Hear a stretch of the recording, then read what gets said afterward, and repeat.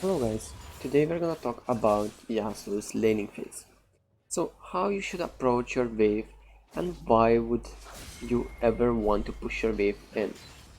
First of all, you always need to make sure that there's minions that you can dash on to trade with your enemy.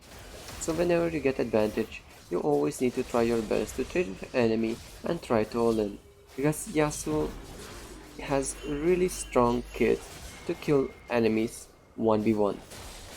Even against a counter pick like Pantheon, Pantheon can't do much if a Yasuo gets ahead, and Eve did a great job to make sure that the Yasuo gets ahead and he can easily snowball the game.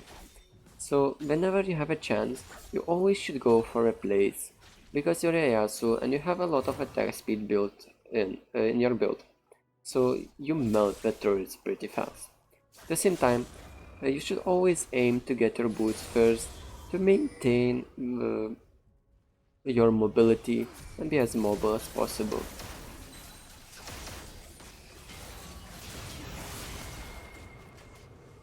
Right, so another great play by ally jungler, making sure that the Yasuo gets the plate and snowballs even harder.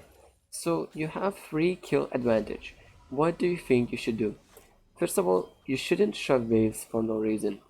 For example, if you know that enemy jungler is coming to get you and he's always camping in your lane, you should always stay safe and stay away from the side that enemy jungler is at. Also, you need to take into consideration that Pantheon can ult you into the lane from Fog of War and get you by surprise. So you need to be really cautious about the wave management and never be greedy to push in the waves.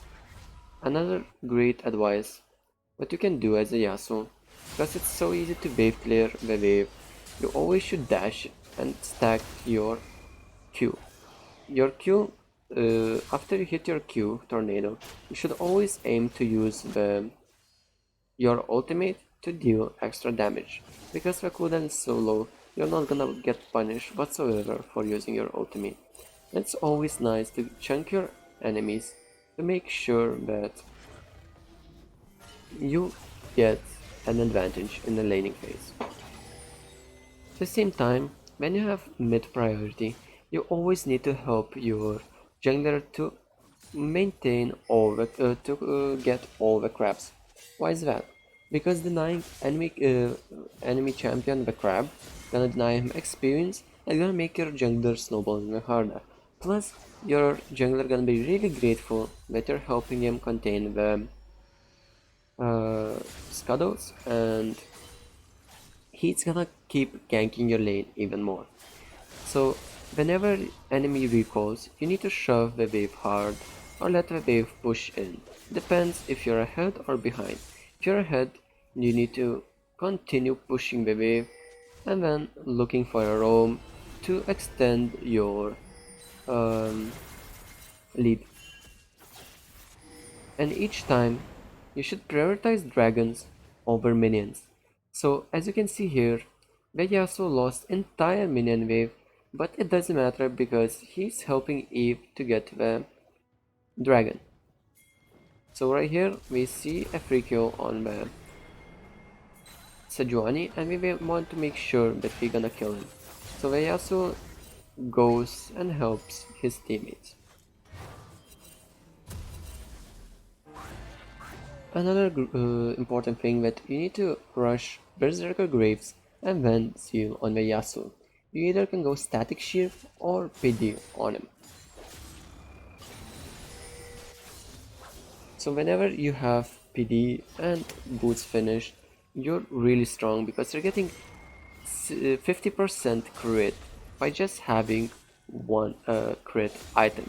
At the same time, you're getting 65% attack speed and more movement speed by having the PD.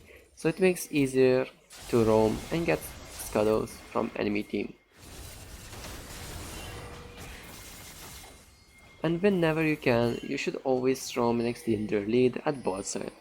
Because at the bot side you're gonna get the most value, which is 2 kills instead of 1, plus you can easily use your W to block enemy auto attacks. At the same time, you should always keep farming on and don't get behind at a farm.